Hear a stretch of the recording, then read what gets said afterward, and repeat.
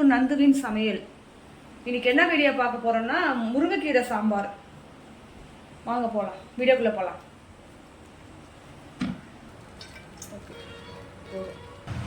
நம்ம முருங்கைக்கீரை சாம்பார் எதுக்கு தேவையான பொருள் பார்த்துக்கலாங்க. சின்ன வெங்காயம், பூண்டு வந்து ஒரு பூண்டு வந்து சின்னதாக நறுக்கி வச்சுக்கினேன், தக்காளி, பச்சை மிளகா, கருவேப்பிலை, கடுகு, பெருங்காயம், முருங்கைக்கீரை, புளி ஊற வச்சிருக்கிற பருப்பு வேக வச்சு கடைஞ்சி வச்சிருக்கேன். கடுகு போட்டுக்கலாம். நம்ம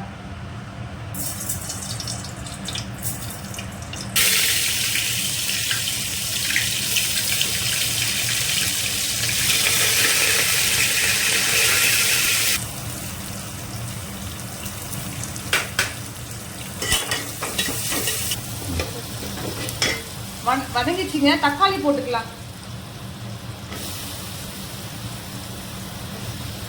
தக்காளி போட்டு வதக்கிக்கலாம்.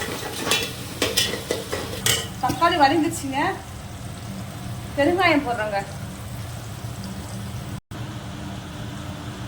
நம்ம பருப்பு வேக வச்சு கடைஞ்சி வச்சோம் இல்லையா, அதை எடுத்து ஊற்றிக்கலாம்.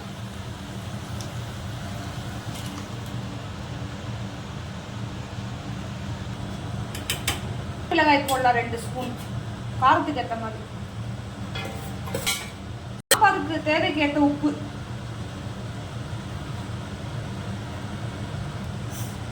சாம்பார் மூடி வைக்கலாம். ஒரு கொதி வந்ததுக்கு அப்புறம் புளி ஊற்றலாம். கொதிச்சிச்சு. நம்ம வந்து அலசி வச்ச கீரையை போட்டுக்கலாங்க.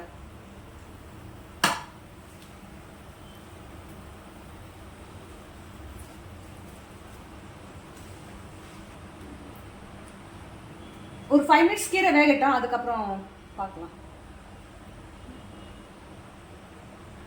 கொதி வந்துருச்சு. 5 மினிட்ஸ் கழிச்சு பார்க்கலாம் சொன்னோம் இல்லைங்களா. ஆஃப் பண்ணிடலாம். இப்போ நம்ம ஆஃப் பண்ணிட்டு பவுலில் மாற்றிக்கலாம். சாம்பார் ரெடி ஆயிடுச்சு. முருங்கைக்கீரை வந்து இரும்பு சத்துங்க.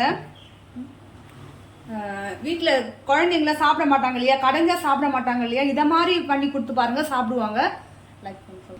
நம்ம சேனல் பிடிச்சிருந்தா லைக் பண்ணுங்க, ஷேர் பண்ணுங்க, சப்ஸ்கிரைப் பண்ணுங்க.